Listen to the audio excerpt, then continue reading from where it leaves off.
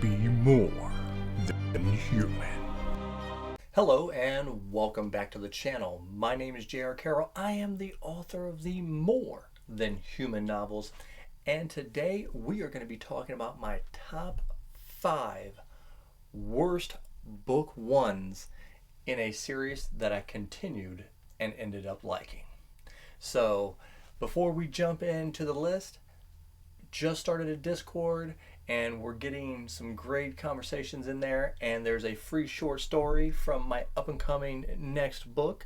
If you want to check that out, we would love to have you in there for the discussions on the Discord, and let's get into the video. So I'm going to preface this by saying I have continued with all of these and have liked the series, but these are what I think are the weakest book ones. Not necessarily bad books, just maybe not great and not as good as what you would end up seeing from the series as a whole. Now, I'm going to put an honorable mention here of The Gunslinger from the Dark Tower. It is one of my personal favorite all-time books, but it is a book that is consistently thought of as not a great book and the weakest of the Dark Tower. But I love it. I think it's great, but I just have to mention because like 90% of people who read the Dark Tower think it's the weakest, so we'll just put that there. But let's get into the top 5. In at number 5 is a book that is quite possibly the worst book I've ever read. And I'm putting it on the list because I'm going to do something I rarely do, and I'm going to hate read book 2 when it comes out. It's such a controversial book. They've even pushed the book. It was supposed to come out in April, and now I think it's slated for like October, which is like Heavenly Tyrant or something is what it's called. I jumped in. I forget the lady's name, the author's name. I apologize, but yeah, I went into that book and it just, her writing skill is there, but just the ideas and everything is it's just horrible what she puts into the book. Go check out my review of that book because it is the worst. But number 4, we're getting into the list here, and one that might surprise you all, Stormfront of the Dresden Files. Now, the Dresden Files is my favorite book series of all time, but it is universally accepted that Stormfront is the weakest of all the Dresden Files books. But there was just something there. There was some kind of kernel in that book that made me go, you know what? I'll give book 2 a chance. They're not huge books. Let me see. And wow, Jim Butcher just builds and builds and builds till it became, in my estimations, the best fantasy series of all time. But you would have never thought about it like that if you just read Stormfront and then you stopped. It would blow your mind to hear how great it actually ended up being. So number 4 there as Stormfront. Now, number 3 is one that's probably going to shock a lot of people, maybe a controversial pick, but for me, number 3 is Shadow of the Gods. This was my first John Gwynne book, and it just felt like it was all over the place. Like, his writing is great, the premise was great, so much good things going on in this book, but to me, it just felt like it just felt like it was a little bit all over the place. And then when I got into book 2, Hunger of the Gods, it just, everything just melded together, and now I am hooked. I cannot wait for book 3 to come out. It was just announced. I think he said it's coming out this year or early next year. So I am super pumped. Would not have expected such a turnaround. Though, like I said, there was a lot of good in the book. It just needed to be tied together a little bit better, and that is what book 2 brought. So Well done, John Gwynn, and I can't wait for the next one.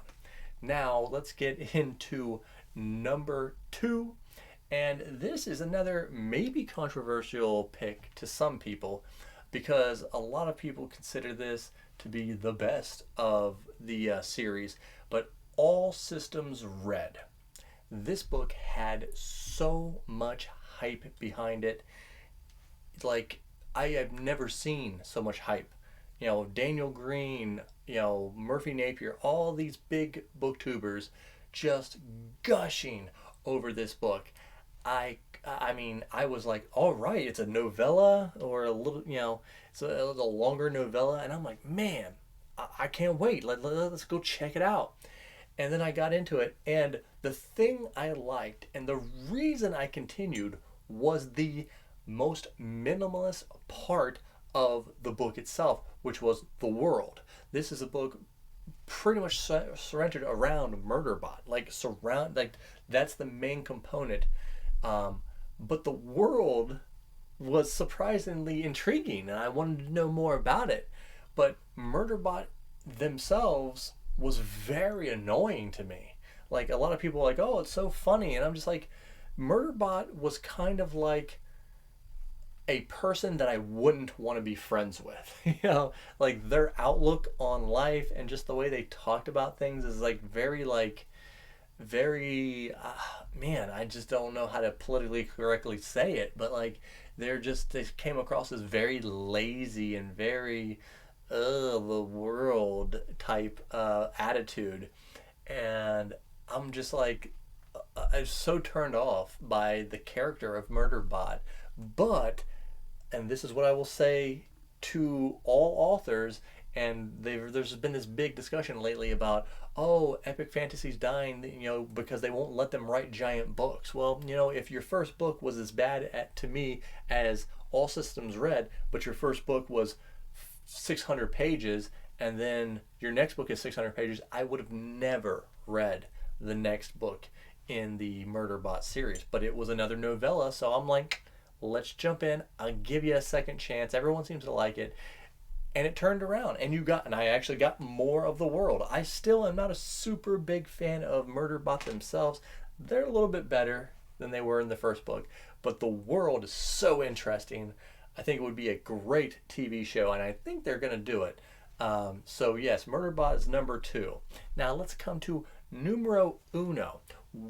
Also, this book series ended up being one of my favorite book series of all time. It's in my top 10 book series, and that is the very first book in Cradle, Unsold. It was one of those books where it was just okay. Like I've heard people. The reason I got into it was because of a booktuber who's no longer doing videos, but Michael Nip. He said that Cradle is the crack cocaine of fantasy, and he was right. Like that first hit was just like, that first book was just like, but it felt cool. It felt like something could be there. But it was just a very, like, not really too much highs, not too many lows. For how crazy the Cradle fans were, I'm like, this first book is kind of just lukewarm. And then the second book was just a little bit better. And then it just, book 3 and on, we were off to the races, and Cradle just becomes this magnificent, giant, epic story. And I will always remember how much I binged Cradle, like 10 or 12 books, did them all in in just a matter of like 4 months or something. It was crazy. But yes, Will White is an amazing author. I'm so glad I sticked with it.